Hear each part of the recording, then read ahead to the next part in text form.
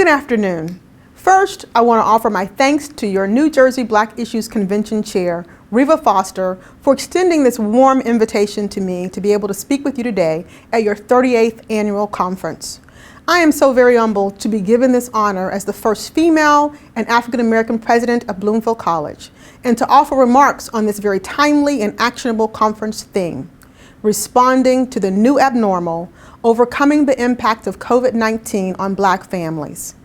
When I read your conference theme, the first word that stood out to me was family. Family. I just want you to pause for a second and think on the word family. What images does the word family invoke? What feelings rise when you just use the word family?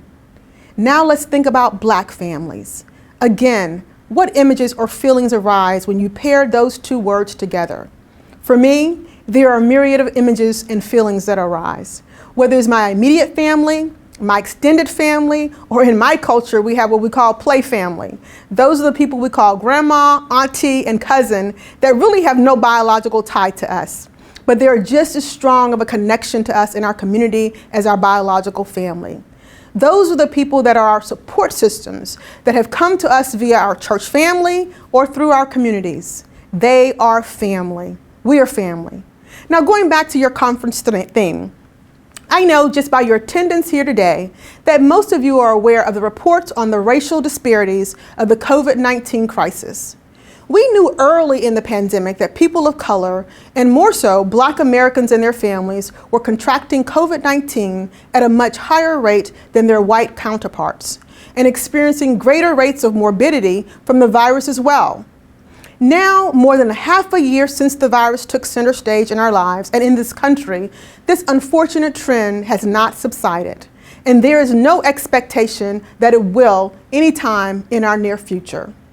The issue is a highly complex one, and many of our country's thought leaders and scientists have examined the data to begin to try to unravel why this is the case. The findings, unfortunately, do not have a quick fix for members of our Black communities or for the other minority populations disproportionately affected, namely Hispanics and Native Americans. The phenomenon involves socioeconomics and more than 2 centuries of systemic racism in our country. We see it across healthcare, housing, education, jobs, and more. The Commonwealth Fund, which is working to develop evidence-based policies, options, and analysis to help respond to the ongoing pandemic, recently released a very important study on how COVID-19 is disproportionately affecting our historically and most economically challenged populations. Specifically, here are some of the key findings from the study. Nearly half, or 50%, of Black survey respondents reported experiencing an economic challenge because of the pandemic. This rate was substantially more than the 21% for white respondents. Both Black and Latinx respondents reported pandemic-related mental health concerns at a rate approximately 10 percentage points higher than whites. As a past president of the American Counseling Association, I find this extremely disconcerting. Furthermore, 39% of women overall reported significant mental health concerns related to COVID-19. This is 13 percentage points higher than men. They are the ones having to carry so many additional roles for the household during this pandemic. I could go on and on regarding this statistic, but we'll leave it to you to ponder, especially when you add Black women to the equation. For people with low income, the rate of mental health concerns was nearly 20 percentage points higher than the rate of people with high income. And finally, Black survey respondents held the least favorable views of the actions taken by our government leaders in response to the pandemic. Among the study's conclusions were that these findings call for greater investments in the economic security of disproportionately affected groups, including rent relief, nutrition assistance programs, and expanded access to behavioral health care. Let's take a closer look at jobs. African American workers are frequently classified as essential workers, which means that our population has been at the front lines facing much more risk than those who are in jobs where they could elect or have been directed to work from home to limit the spread of the virus. It's also a fact that the African American population is not as successful in obtaining gainful employment at the same rate as white counterparts. The unemployment rate for Black Americans has been double that of white Americans nearly every year since 1972, the first year the Bureau of Labor Statistics started collecting the data. This, of course, impacts income, which in turn impacts access to proper nutrition, housing, education, transportation, healthcare, and more. These barrier walls that arose systemically and have stood as blockades for centuries have left our African American families, friends, and neighbors more vulnerable to the effects of this virus.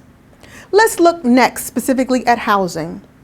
Our African American communities often comprise lower income families living in crowded conditions in cities, frequently with many family members in smaller apartment units.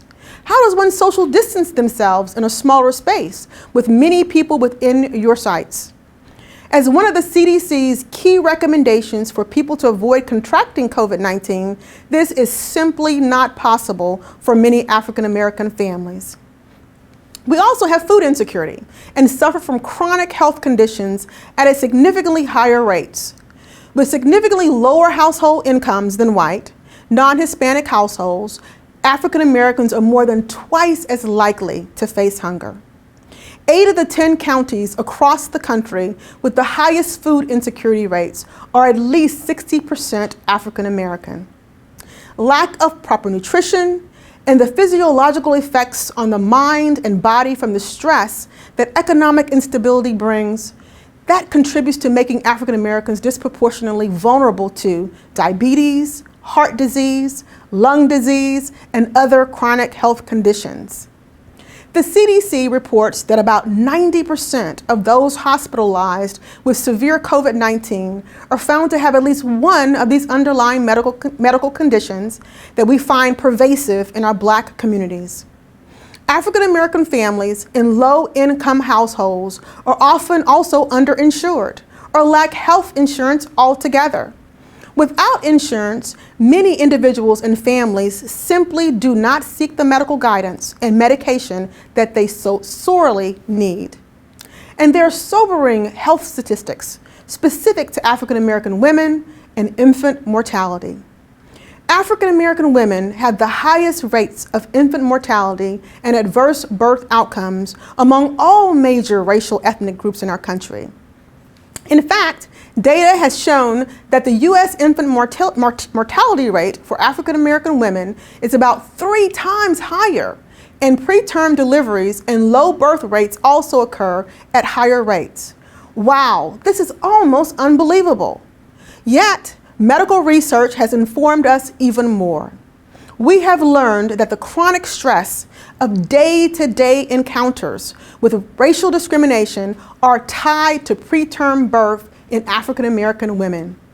The findings show that African American women are living a more stressful life and have increased stress hormones that can have an adverse effect on the female reproductive system and labor. And it occurs years before a woman even conceives. These racial disparities also persist for women in pregnancy-related deaths, with studies showing that African American women are 2 to 3 times more likely than white women to die from pregnancy-related causes. We have the research, and we have these and many other life-altering facts to face about systemic injustice and discrimination in our country. I don't believe we have had a more aware culture of these disparities during any other time in our history, nor a more outraged populace across our nation who want to step up in activism to bring the change we so desperately crave. The callous death of George Floyd, being witnessed on screens of every type around the world, has planted a heinous visual in the minds of the masses, in people across all races and ethnicities. Thank God for the invention of the cell phone camera. The racial unrest we see being created in our main streets and cities alike and coinciding with the reported racial disparities of the COVID-19 pandemic have amassed together to engender the deepest awareness and interest to date in the Black Lives Matter movement, with activism, marches, and even the words enormously painted onto our city streets. From the news media to schools to workplaces and into individual homes, there are few who have not been touched and been made profoundly aware of the inequities that African Americans and families continue to experience, even after all the decades since President Lincoln took the stance to free us from slavery.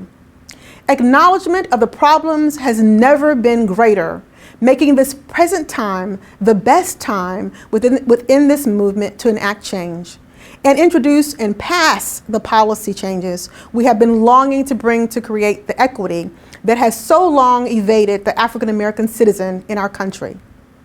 People are listening, all people. Across the racial and ethnic spectrum, we must smartly and dutifully use this time to include all voices in the conversation, to be intentional in halting what no one can further ignore.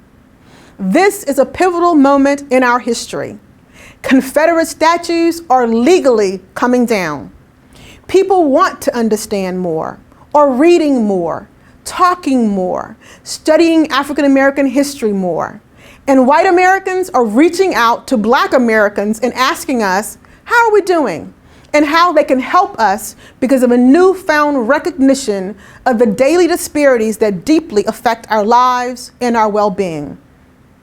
Those of us in higher education are on the front line of our own. In developing our future leaders, we have a critical role to play in providing this education. In fact, immediately following the killing of George Floyd, precipitated by the deaths of Ahmaud Arbery and Breonna Taylor, all private, public, and community colleges and universities in New Jersey, and the New Jersey Governor's Office of the Secretary of Higher Education put forward a shared statement to decry our country's horrific legacy of racism and violence against Black individuals. And we do so in a very intentional display of uncompromising solidarity. With New Jersey being more racially diverse than most other parts of the nation, and our higher education institutions ranking among the most diverse in the country, it was important that our New Jersey educational institutions serve as leaders. For Bloomfield College specifically, which serves as New Jersey's only predominantly Black and Hispanic serving four-year institution, our leading the way was crucial. Our students of all races across the country are watching. They're learning, and it's up to us all in academia and beyond to fight against racial and economic inequality and to develop and offer curricula that promotes global understanding, communication skills, and critical thinking and problem-solving methods to allow everyone to come to the table, and with the innovative ideas we need now to help our nation heal and end social injustice inequities. Before I conclude my remarks today, I want to share with you a part of our collective statement from all the New Jersey institutions of higher learning. Here goes. The level of care and respect we show the students that call our campuses home needs to be carried over to society at large. Today and every day, we commit to standing together against the systemic racism still spilling into our world. We are Jersey strong. We were born to emerge as a leader for inclusive excellence at a time like this. Our institutions will continue to welcome, foster, and educate the young people and adults in our state and beyond, many of whom will no doubt bring about the change our society needs to heal and thrive. Our state's plan for higher education explicitly calls out issues of equity and charges that we make our campuses not only diverse, but truly inclusive, safe, and welcoming spaces for students. But we must do more than just make statements. We must mean well and do well right now. Today, I hope I leave you with a starting point for the conversations and discussions that will ensue during this conference. For Black families, responding to the new abnormal has been a normality that should have never existed in the first place. It is divisive to know that our very existence for some was and continues to be perceived as a threat. Yet, I am hopeful. In this moment in time when the irregularities of the pandemic and social unrest has caused people and the world to stop and more intimately consider what has been happening for centuries to families such as mine and yours. It is a remarkable outcome, isn't it? At least I hope so. One of the most practical questions arising from this moment is, how do we move forward? One of the first ways is that I hope you all vote.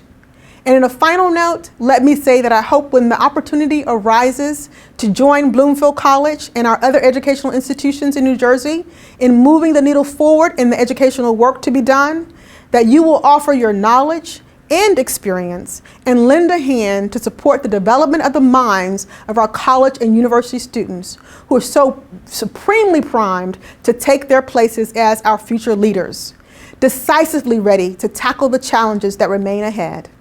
It is a travesty that in our country, where people come from around the world to fulfill the American dream, that about half of Black adults, including 60% of Black men and 38% of Black women, say they have been afraid their life was in danger just because of their race. Pre-COVID and post-COVID, we must educate and change the data. We are all family, so please, again, vote.